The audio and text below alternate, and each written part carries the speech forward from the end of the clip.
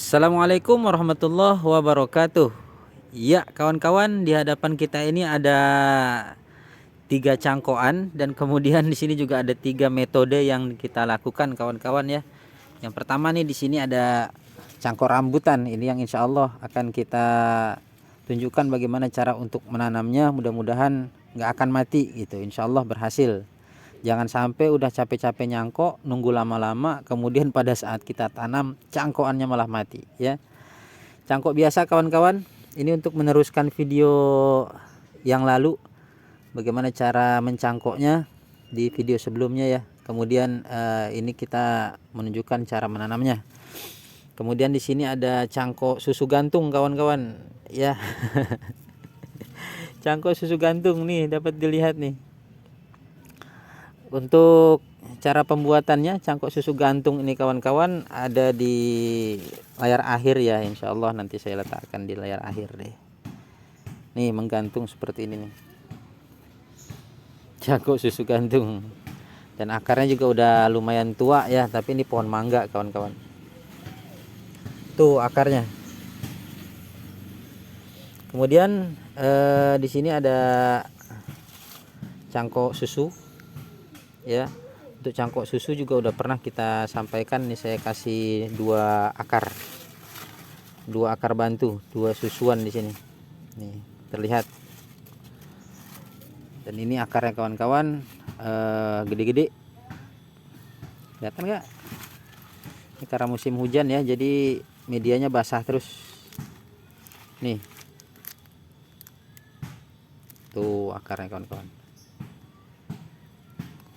kelihatan udah agak tua juga kan, sudah menghitam. Dan ini akar besarnya. Oke, kita lanjut nih kawan-kawan, bagaimana cara kita untuk menanam cangkokan pohon rambutan. Baik kawan-kawan, untuk cangkokan pohon rambutan ini dia satu keluarga dengan kelengkeng ya, berbeda dengan pohon mangga yang memang kuat gitu. Jadi kalau mangga itu dia kan getahnya banyak, sementara rambutan dengan kelengkeng itu getahnya sedikit. Jadi karena getahnya sedikit, dia nggak begitu bertahan untuk mempertahankan batangnya ini dengan akar yang masih sedikit ya. Maksudnya tidak seperti waktu kita tanam dari biji ataupun dengan melalui okulasi. Untuk cangkok ini kawan-kawan, kalau bisa dengan daun yang banyak seperti ini, daunnya itu dihilangkan kawan-kawan. Apalagi dalam kondisi berbunga seperti ini, dia membutuhkan air yang sangat banyak ya. Tetapi bukan berarti kita memberikan air yang banyak lalu dia selamat, tidak. Maksudnya akar yang masih sedikit, akar yang belum bisa untuk memenuhi kebutuhan air dari tanaman ini kawan-kawan, yang menyebabkan bahwa cangkokan dari rambutan kita ini ternyata banyak yang gagal ataupun mati. Jadi alangkah baiknya untuk mengurangi penguapan, di sini kita banyak untuk membuang daun-daunnya ya. Kalau misalkan ada cabang, mau dibuang cabangnya boleh, atau hanya dibuang daunnya saja ya. Seperti ini, cabangnya kita buang kawan-kawan. Ya nggak usah takut, nanti dia bakal mengeluarkan cabang yang baru ya. Cabang yang baru itu akan lebih bagus dibandingkan cabang yang kita tinggalkan. Seperti ini kawan-kawan. Jadi untuk mengurangi penguapan, ini kalau seandainya berbunga seperti ini, bunganya kita buang ya. Jangan dibiarkan, bunganya kita buang aja. Nggak usah sayang, nggak usah ragu. Karena dari bunga yang kita biarkan kadang-kadang ya, atau bisa dikatakan sering lah, menyebabkan mati juga kawan-kawan. Kemudian bunga yang dibiarkan di cangkokan kita ini, itu dapat menyebabkan juga akar tidak berkembang. Karena akar itu berkembang pada masa vegetatif, bukan pada masa generatif. Generatif, akar biasanya tidak berkembang. Nah, jadi kalau seandainya di sini kita biarkan bunga, akar itu nggak berkembang sama sekali dan dia stuck. Sementara kita membutuhkan akar itu berkembang dulu ya, banyak dulu, baru bisa dia untuk menyuplai nutrisi ataupun air bagi tanaman yang kita miliki. Nah, Jadi seperti ini kawan-kawan. Lupa nih bunganya, kita potong bunga. Ini kawan-kawan ya, bunganya seharusnya banyak. Sebagian orang mempertahankan ini, saya bilang nggak begitu direkomendasikan lah ya. Dan ini bahkan udah sebagian menjadi buah malahan ya, udah menjadi pentil, tapi kita buang, teplek. Nah, kita biarkan sedikit aja daunnya, nggak boleh banyak, memang nggak boleh banyak kawan-kawan, jangan banyak ya. Kita tinggalkan batang seperti ini. Nah, setelah ini barulah bisa kita untuk menanamnya. Dapat dilihat dari daun yang banyak tadi ya, sedikit aja, dan kemudian di ujung paling kita tinggalkan sekitar 10% dari total daun ataupun cabang. Kita buat seperti ini. Wah, buat ketapel nih kawan-kawan. Yuk kita tanam. Baik, seperti biasa kawan-kawan, kita udah mengisi media tanamnya pada sebuah polybag ya. Kalau mau ditanam di tanah langsung, saya ingatkan lagi kalau bisa di waktu musim penghujan, jangan musim kemarau. Kalau misalkan kita mau menanamnya di tanah langsung, di lahan langsung, kita harus membuat penutupnya dengan dedaunan atau pelepah-pelepah pohon kelapa yang bisa kita buat peneduh. Tapi saran saya jujur lebih baik kita tanamnya di polybag aja dulu.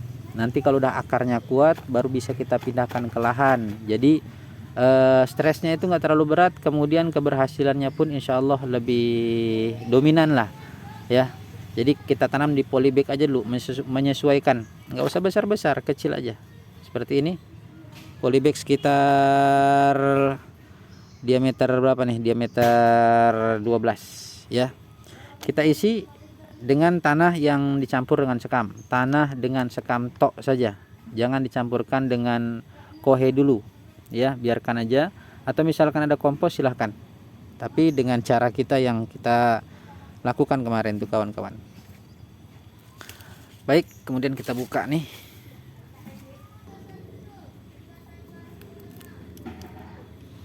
Oh ya, maaf nih sebelumnya kawan-kawan, ada yang terlupa. Kalau misalkan medianya kering, media cangkoknya ini kering, jangan lupa untuk merendam terlebih dahulu ya. Merendamnya ke dalam air biasa aja.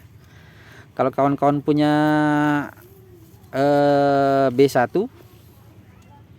silahkan, itu lebih bagus untuk menghilangkan stres ya.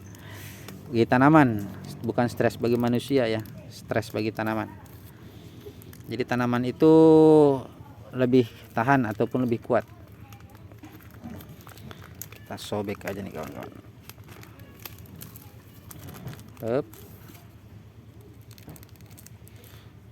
Ini medianya cukup padat nih, dan akarnya juga alhamdulillah udah lumayan banyak nih kawan-kawan. Oke, setelah itu kita tanam. Jangan lupa baca bismillahirrahmanirrahim. Dari awal sebenarnya baca bismillah ya. Bismillahirrahmanirrahim. Apa kemarin kalau kita disarankan tuh untuk membaca subhanal ba'itsil waris ya, subhanal ba'itsil waris. Baca selawat kawan-kawan. Kita baca selawat sebanyak 3 kali. Ya, insya Allah itu bakalan lebih berhasil. Baru kita tanam. Bismillahirrahmanirrahim. Allahumma sholli ala sayyidina Muhammad wa ala ali sayyidina Muhammad. Allahumma sholli. Masukkan sambil baca selawat. Insya Allah berhasil. Ya, bukan pasti berhasil, tapi insya Allah berhasil. Atau insya Allah pasti berhasil. Nah, ini kita padatkan dulu pinggir-pinggirnya.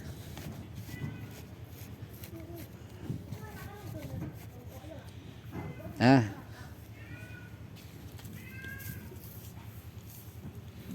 datarkan. Setelah kita datarkan kawan-kawan, baru kita letakkan kohe di atasnya ya. Kohe. Ini dia kawan-kawan. Seperti biasa ya, saya meletakkan kohe cap kambing. Kohe cap kambing. Nah, dan itu baru kita tutup pohenya jadi di bagian bawah.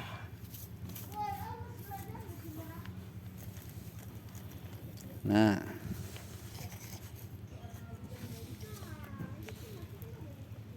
hmm. Hmm.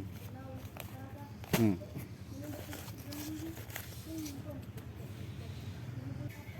Oke kawan-kawan, setelah itu kita letakkan di tempat yang teduh dulu, tempat yang teduh, tidak terkena matahari langsung, ya. Jadi itu selama kurang lebih sekitar 1 ataupun sampai 2 minggu. Mau lebih dari 2 minggu silahkan. Nah, setelah kita letakkan di tempat yang teduh, kemudian kita siram. Ini masih saya letakkan di tempat yang teduh nih, masih di bawah pohon mangga ya kawan-kawan. Jadi tetap dia terkena matahari, tetapi tidak full, hanya mendapatkan dari celah-celah pohon. Dan kemudian kalaupun dia terkena matahari, condong di waktu pagi hari ataupun di waktu sore hari saja. Nih medianya kita basahkan sampai benar-benar basah seluruh bagian medianya. Oke, demikian kawan-kawan. Udah cukup sampai di sini. Kita lihat ya, dan ini juga kita letakkan di tempat yang teduh. Dan beginilah cara kita untuk menanam cangkokan pohon rambutan ya. Mudah-mudahan tentu bermanfaat buat kawan-kawan semua, dan mudah-mudahan suka dengan videonya, dan terima kasih yang sudah menonton. Assalamualaikum warahmatullahi wabarakatuh.